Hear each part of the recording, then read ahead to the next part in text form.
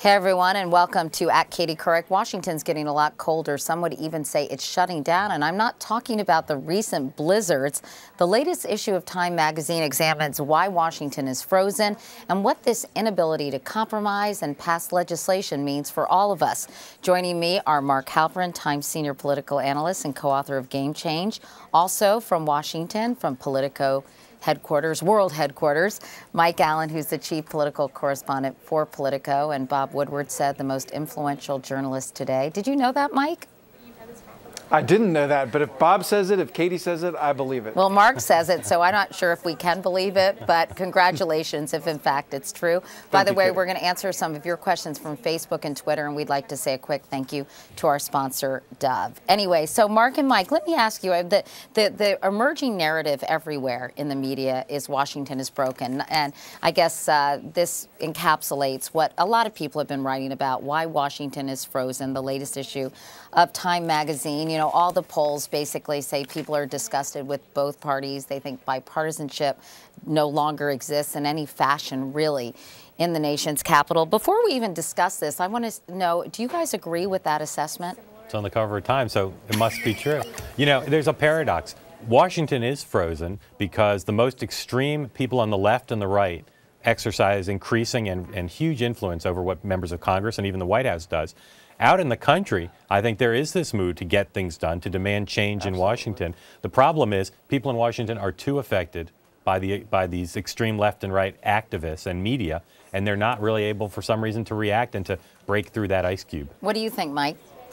Well, and Republicans right now don't have any incentive to reach out because they know that whatever their numbers are now, in January, after the elections, in both the House and the Senate, they're going to be a lot bigger. So why should they make a deal now? They might be in charge in January.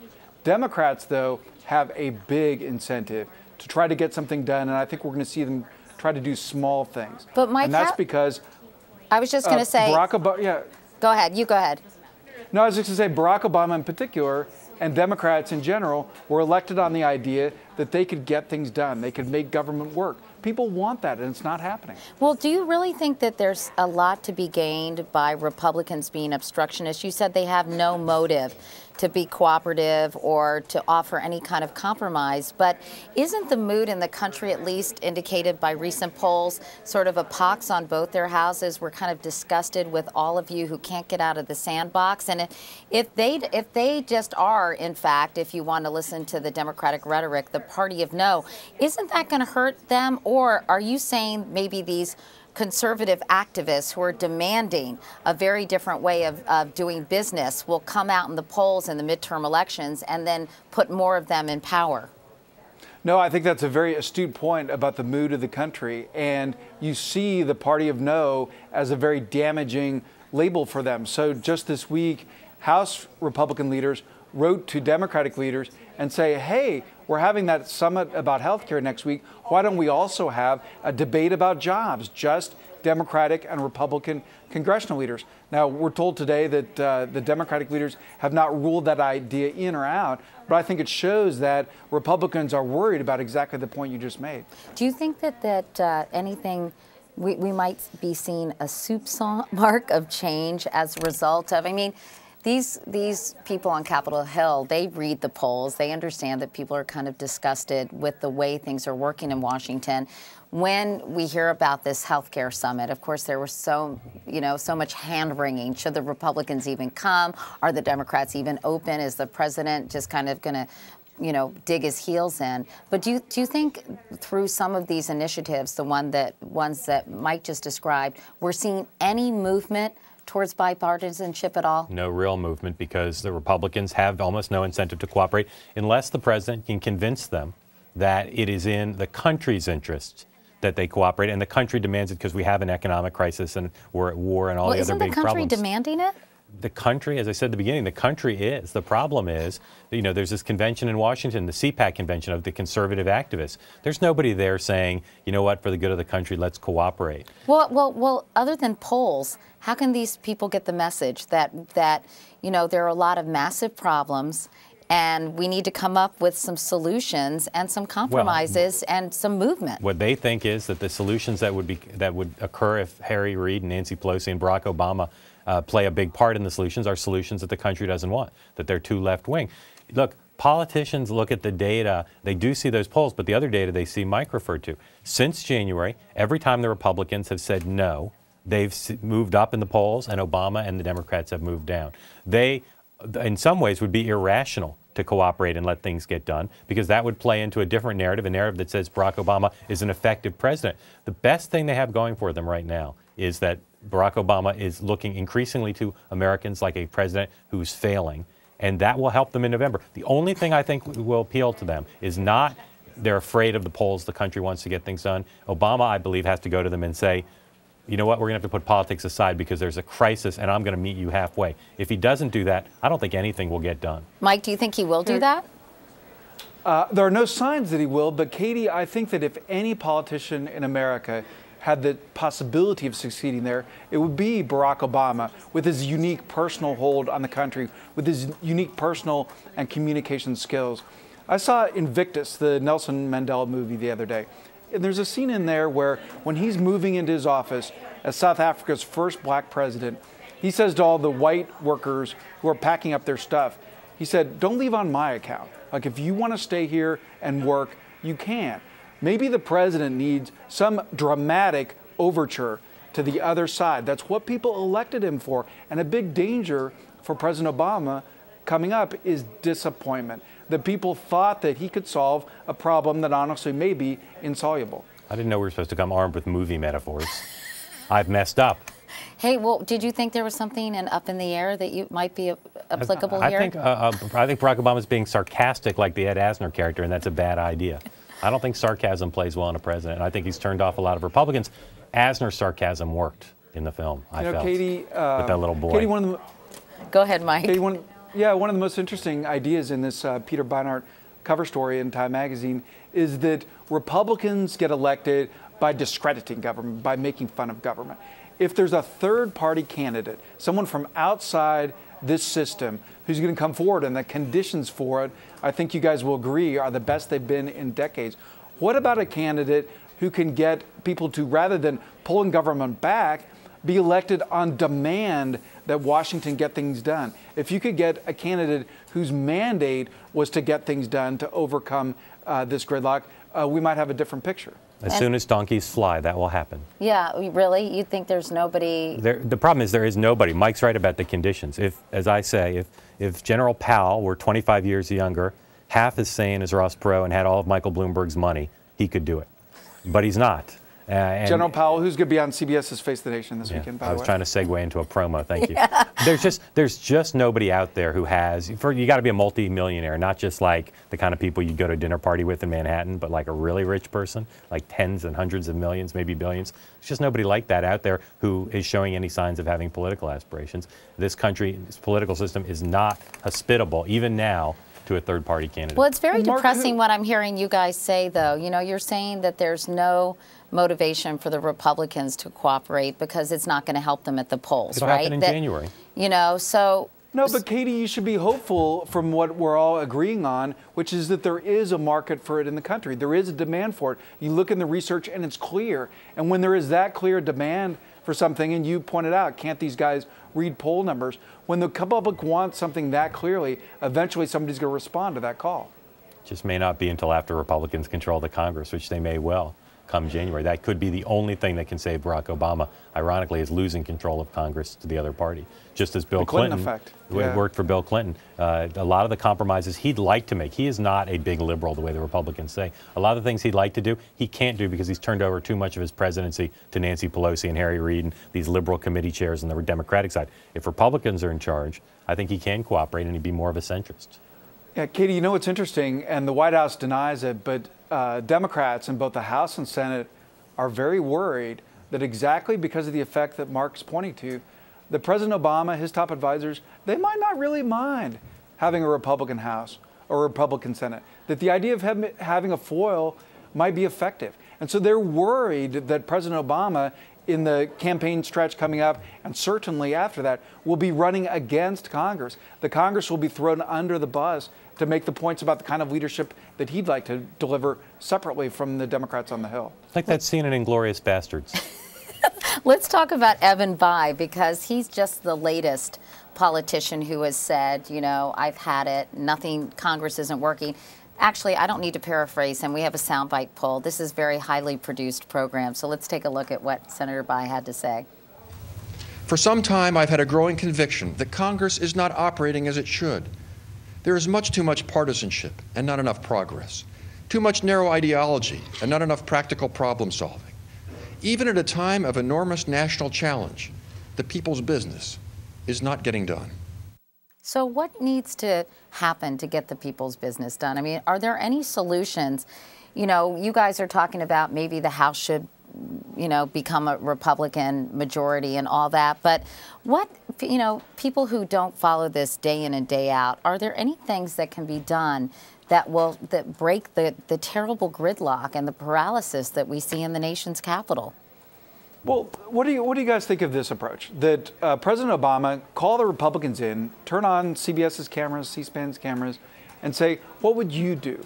And from there, rather than try to attack these problems in the gigantic, momentous, expensive ways that he has been, do chewable bites. You can sit down with the Republicans, you can go to the Chamber of Commerce, and they will give you pieces of a health care plan, pieces of a Wall Street regulatory plan, pieces of an energy plan that they'll agree with.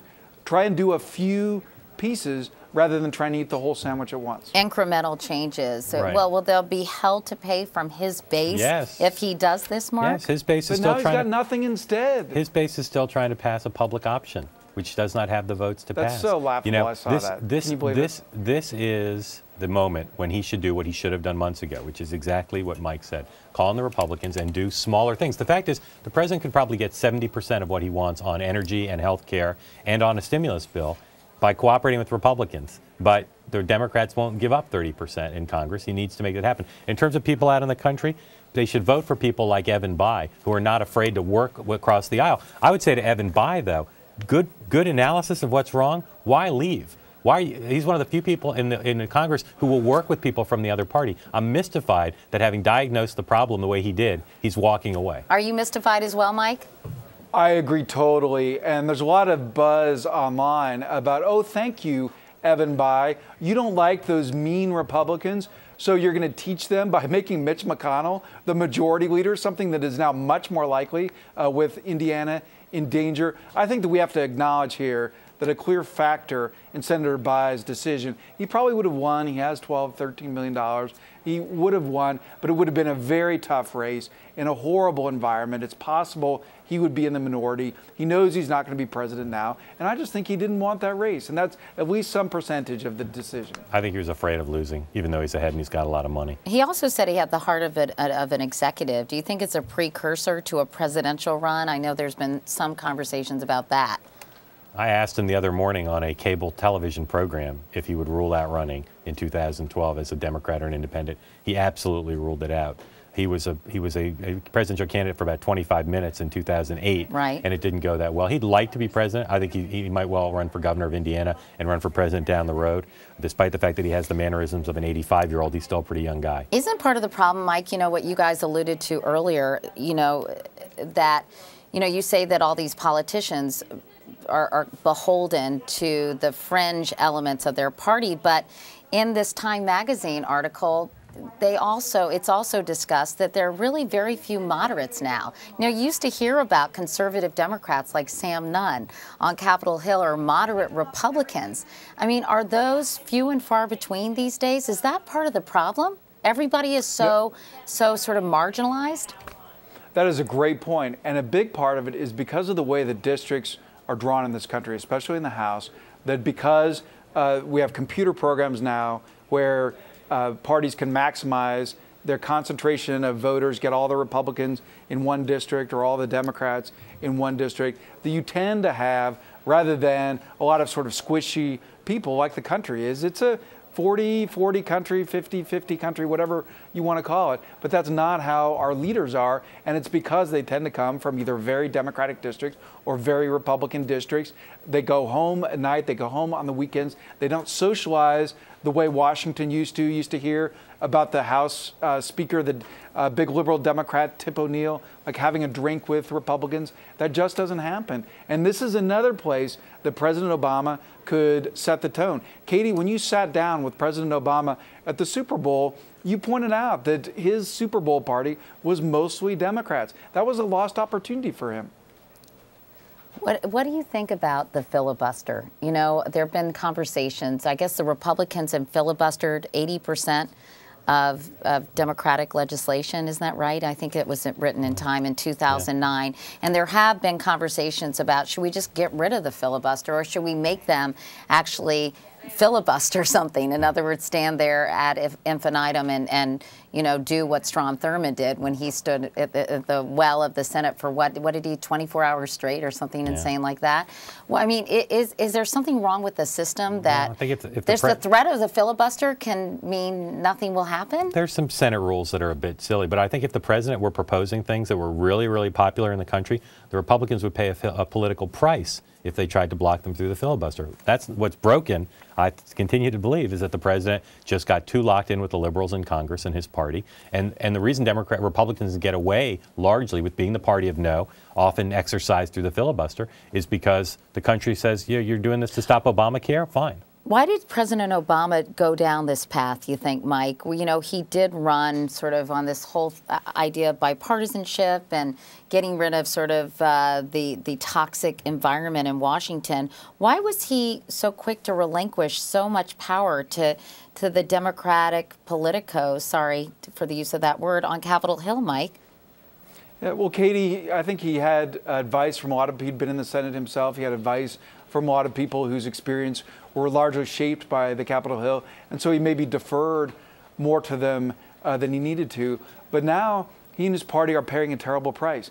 Somebody very close to the president told me that they think that going into November, that an even bigger problem than joblessness, something that's more dangerous to Democrats than 8 or 9% unemployment, is this toxic attitude in the country toward Washington. And Katie, usually I try to be Mr. Sunshine, but now I'm going to tell you something that's going to make you even more depressed. Thanks, Mike. Wait, Prozac, anyone? Okay, go ahead. That is every indication we have that the Democratic strategy for the spring is to amp up the partisanship, to make it clear we're on the side of the working class. We're on the side of middle-class families, not Republicans. They're on the side of insurance companies, of banks, of for-profit student lenders. We're going to see that both on the Hill, where there's going to be a lot of symbolic votes, allowing Democrats to stand with working families. And we're going to see the president in his travel around the country saying, I'm on the side of the middle working class. Republicans, are you going to stand with insurers and these other big businesses? Is that going to be effective, you think, Mark?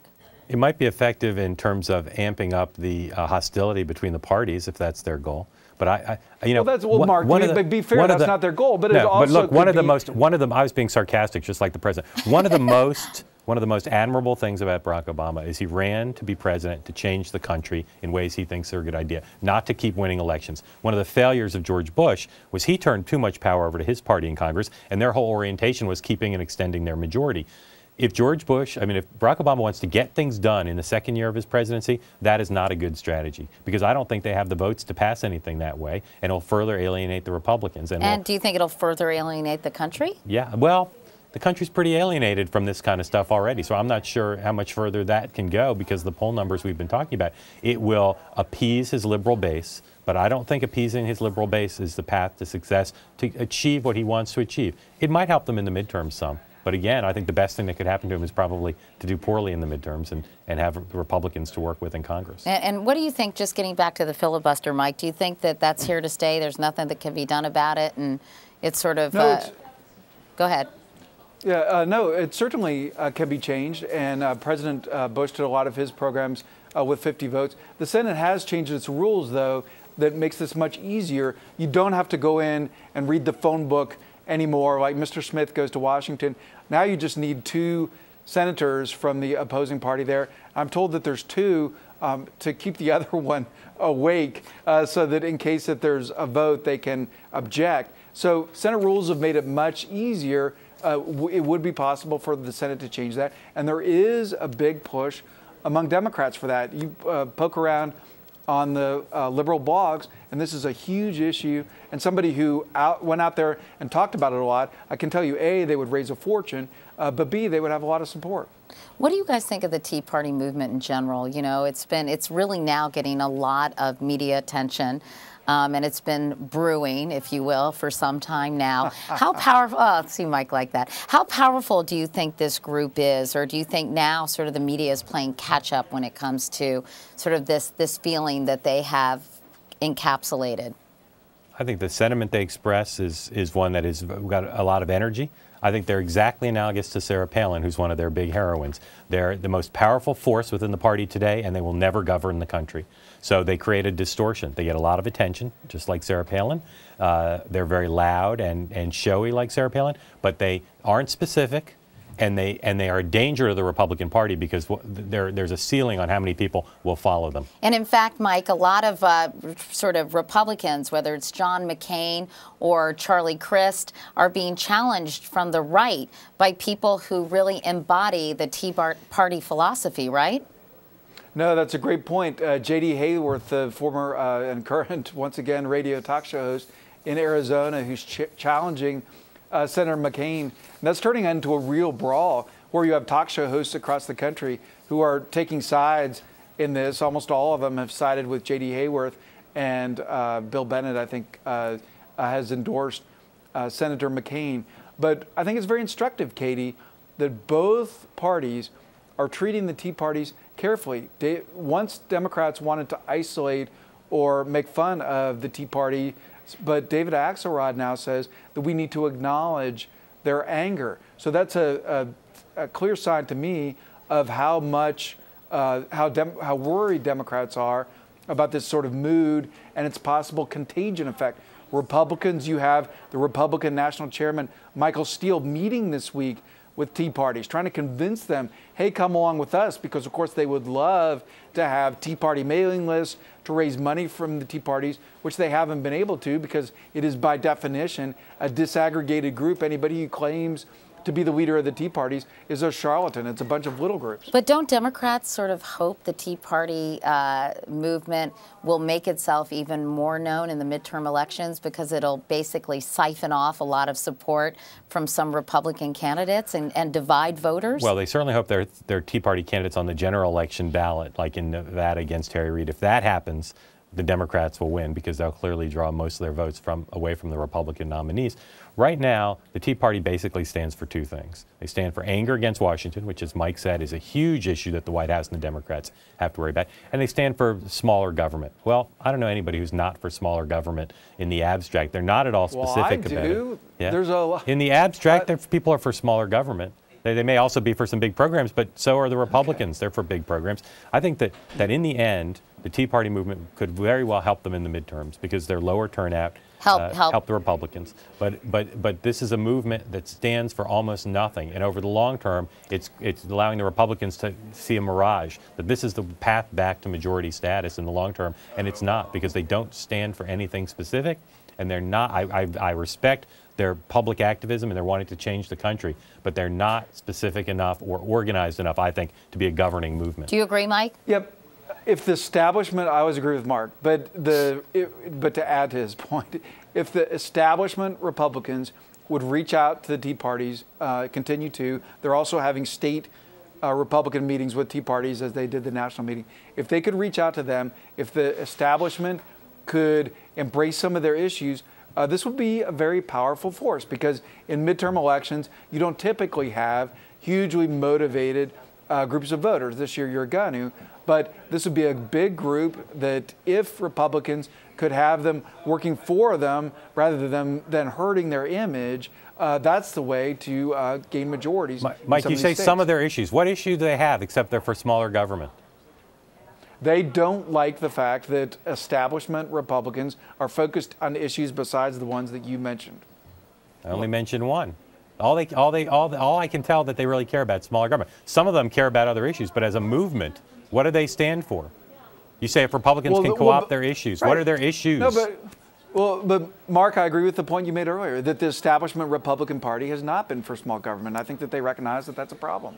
But other than small government, I think Mark is asking, Mike, what would you say characterizes sort of the political philosophy of the Tea Party movement, other than we really don't like Washington and we don't think government is the answer to any of our problems?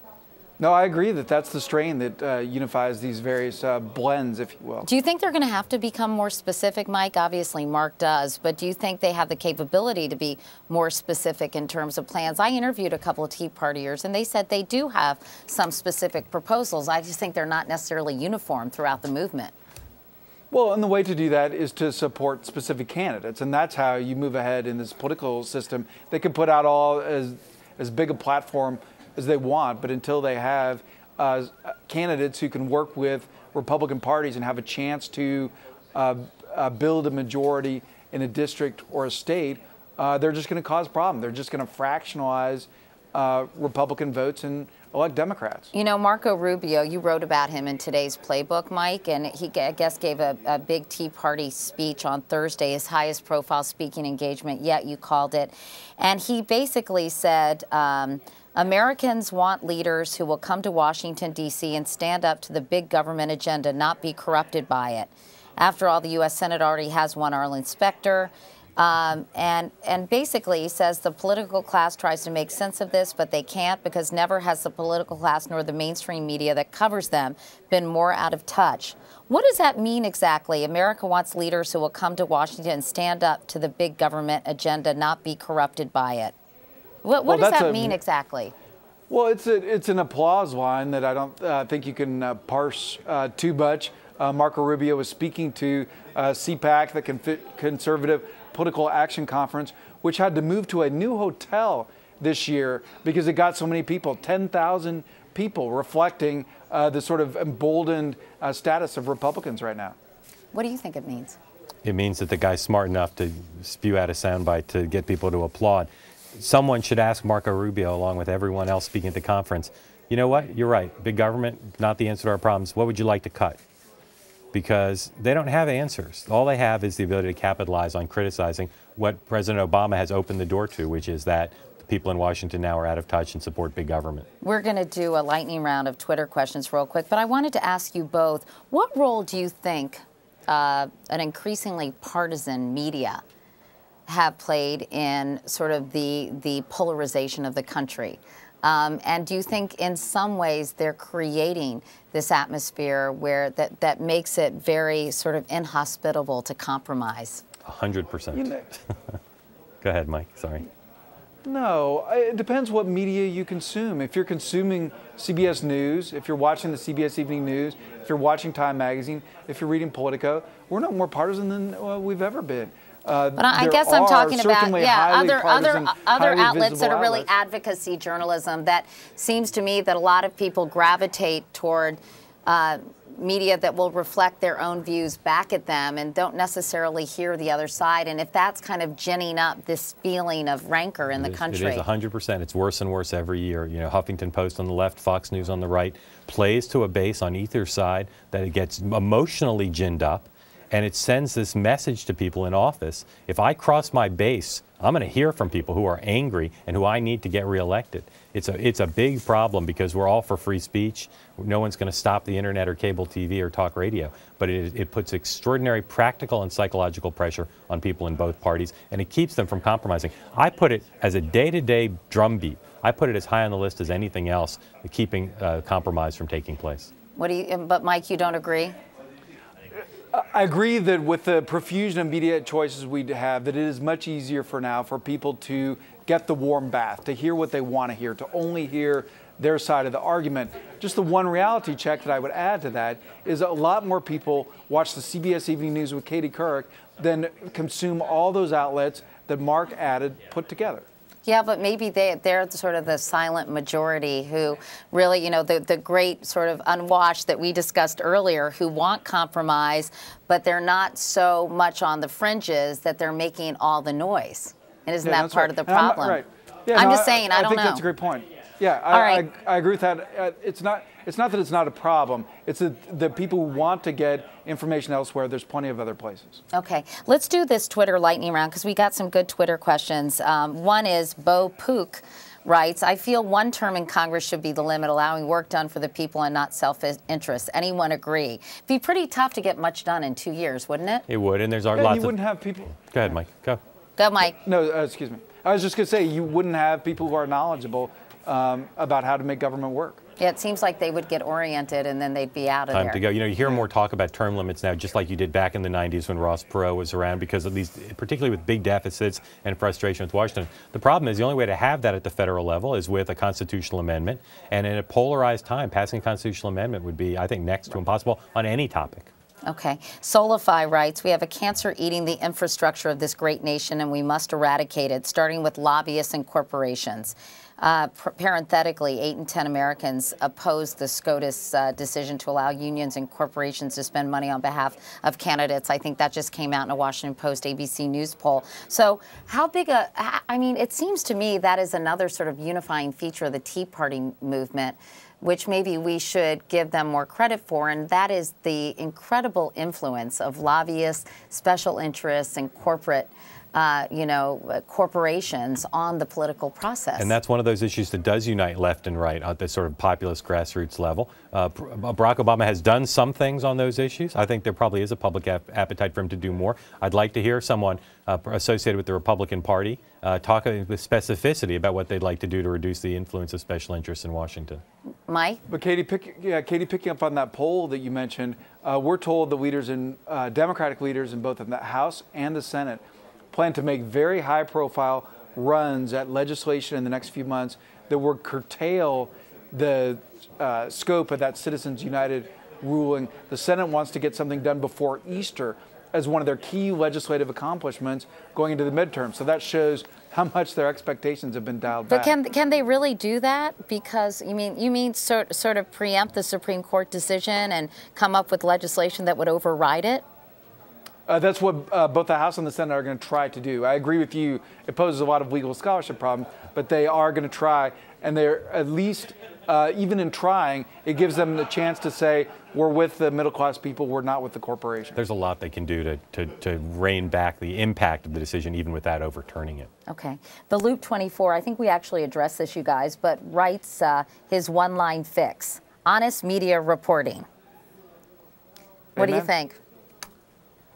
That's why you should watch the CBS Evening News. That's why you should read Time Magazine. That's why you should read Politico. There is a lot of honest media reporting.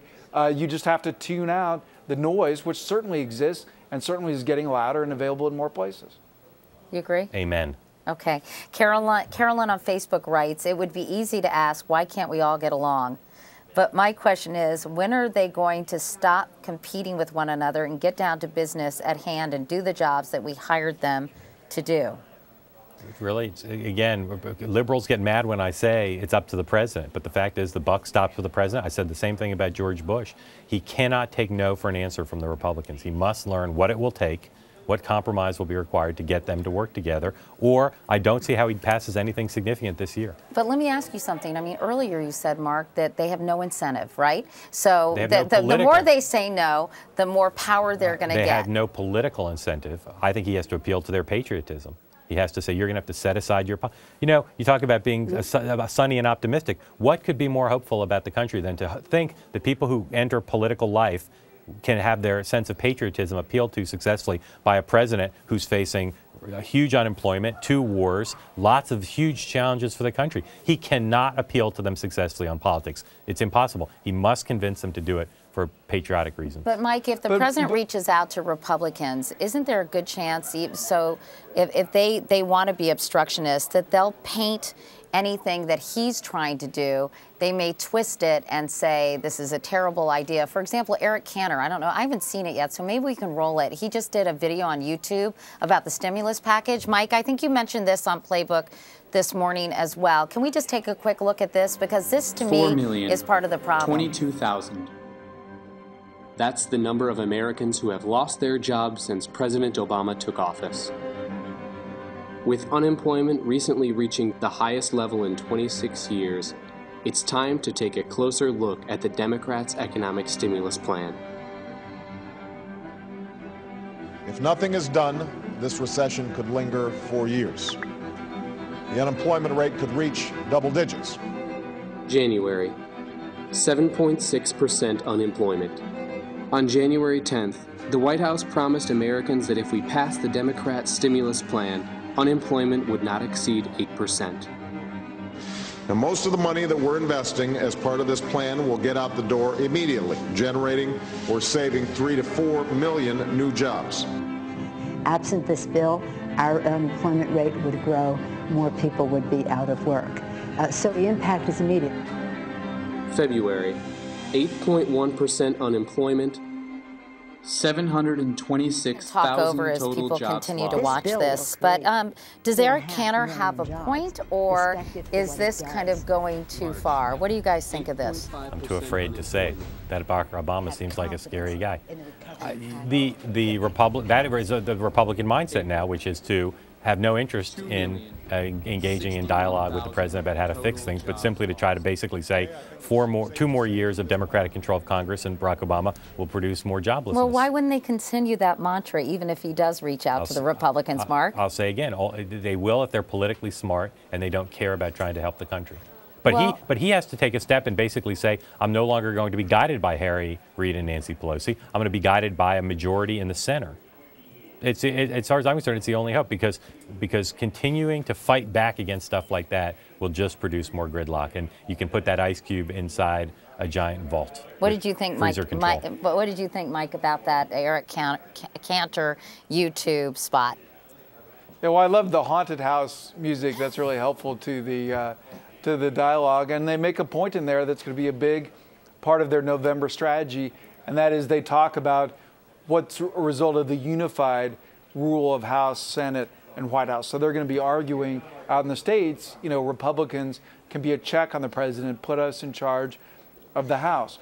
But just to pick up on a point that Mark made, I think it's great to appeal to their patriotism, but I think you can also appeal to their self-interest. Because, Katie, I'm going to agree with a point you were making earlier, that there's this huge number of people in the country who, when they're polled, they say that they want government to work together. So you can argue that it's in the politicians' longer-term interest to respond to such a clear demand, even from the electorate. The emerging theme for the Republicans in the November midterms is Obama is a failure. You hear that, and you heard that today from Mitt Romney at the CPAC convention, one of the 2 or 3 leading Republican presidential candidates. You can hear it from conservative columnists across the board. Failure. Democrats are failing in leading the country. Cooperating with them, again, from a political point of view, would give them a success. If they work with him on education, which is the most promising area for the 2 parties to work together right now, and the president has a big bill signing where he says, I helped fix education in America, that will cut against their theme of failure. And so, again, it's very difficult to see how you motivate them on political grounds to cooperate. Can we do a quick reality check very quickly about the stimulus package? Because I've read so many different things, and when you go to publications like Time and Newsweek, they'll say that most economists, even conservative ones, will say it did prevent things from getting much worse. And maybe, as Eric Cantor sort of insists, that there were some overpromises made in the process. But all in all, was the stimulus package a success, a failure, or a wash? Mike? It was a success in that it saved or created at least 2 million jobs. I think one place where you clearly saw its effects was with state governments. Right. There are many state governments that would have had to furlough workers if it weren't for the stimulus package.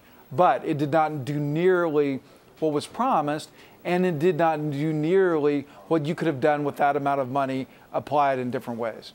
Agreed? I agree with that, except I'd give them a little bit more credit in the sense it was part of a comprehensive and imperfect plan that is Obama's greatest achievement to date, which is keeping the worldwide economy from slipping into a depression through the stimulus and other actions he took early on in his administration. Right. There's no question about that. And after that, it makes any quarreling about the stats look like an asterisk. I certainly agree with that. Jeffrey Link on Facebook writes, why can't politicians be held to the same standards as any employee of any corporation? It's easy to say the power of the voting booth works, but it doesn't. How about performance appraisals for all elected officials? I'm for that, but I think those are called elections. I don't know why he says the voting booth doesn't work. I can't fire someone that works for me every 2 years in the House. You have that opportunity. And finally, the last question, Kim from Facebook. What will it take to get Washington moving again? Both of you can weigh in. And Mark, maybe think of something else besides the president has to reach out to Republicans. There must be other things, too. Newt Gingrich kind of did a whole essay about that, right? I think this year it would require a few Republican leaders, not rank and file, because I think it'll take some leaders, to say, you know what, the jobless situation really is a problem, or education. And I think, you know, we talk about this in kind of abstract terms. I think there's a human element to this. Let's say they work together in education. And again, there are signs this week that are pretty promising that they will. You start to work with someone, you start to figure out you do have common interests, common goals, common sense that the country has a lot of immediate challenges. Maybe build on education and do joblessness, then maybe do health care. So I think one thing that could work is just getting those muscles working again, that sense of trust on a few issues like education, where there really are agreement now that are manifest and not hidden by all this partisan yelling. Because, Mike, people have to have their faith restored in government institutions, don't they? And so that seems to be sort of the top of the agenda right now. No, Katie, I think that's a great point. And the two sides could surprise each other. You know, Republicans are daring Democratic leaders to come and have a debate with them about jobs. Democrats should say, sure, we accept. Let's come talk about it. Democrats are daring Republicans to vote for specific elements of the health care bill, popular parts of the health care bill that can be passed a la carte or cherry-picked. Republicans should say, yes, we are going to do that. I think they get a lot of credit for that from voters who are so far just only articulating this as anger at Washington, but need to be clearer about the idea that this is a demand for specific action. And very quickly before we leave, I just have this crazy question. You were saying how Mitt Romney at CPAC was saying Barack Obama's a failure. That's what kind of the rhetoric we're going to be hearing between now and November. What if a Republican said, you know what? I want to get things done. I don't want to, you know, trash the other side. I want to reach out to them. I really want to accomplish things because I know Americans are tired of business as usual. Help me help you, to quote Jerry Maguire, another movie. Yeah. Would that person be laughed out of the room? They'd be ostracized within the party, and if they did more than just said it, but actually took concrete steps to do it, they would face a lot of pressure from within the conservative movement to stop it. I'd love if somebody did that, but they would be fighting even the more moderate members of the Republican Party. Olympia Snowe, for instance, senator from Maine. You just don't hear them speak out very much that way at all. Even paying lip service to it because of so much pressure within the party. But Same on the other side. But don't they have to start if this great mass of people in this country is saying we can't stand the way business is done? They're not hearing from the mass of people. They're hearing from the angry left and the angry right. Well, so should everybody who's a normal person is not that angry but just is frustrated? Should they just write their senators and congressmen? And they should go to town meetings and they should vote for people in the midterms who they think will get things done. Mike? And this primary process, especially with Republicans, it applies to right now, is a big problem. Ironically, Mitt Romney had sort of tried what Mark is talking about. Last year, Mitt Romney praised President Obama for talking about health care, for putting a focus on health care. Mitt Romney, who was the head of the Salt Lake Winter Olympics back in 2002, he praised the president for making efforts to get Olympics. So he was trying to show that he was not reflexively against everything that Barack Obama did. But it sounds like that didn't test, or that's not the direction they're going now. All right. Well, Mike Allen and Mark Halperin, it's always fun talking to you, both so well-informed and smart and perceptive. So thank you so much. Really appreciate it. Mike, nice to talk to you from Washington. Mark, thanks for coming in. Katie. Really appreciate it. It was a treat. Thank you, Katie. Okay. See you, Mark. See you guys. Remember, you can follow me on Twitter. It's just at Katie Couric. And now stay tuned for a message from our sponsor, Dove.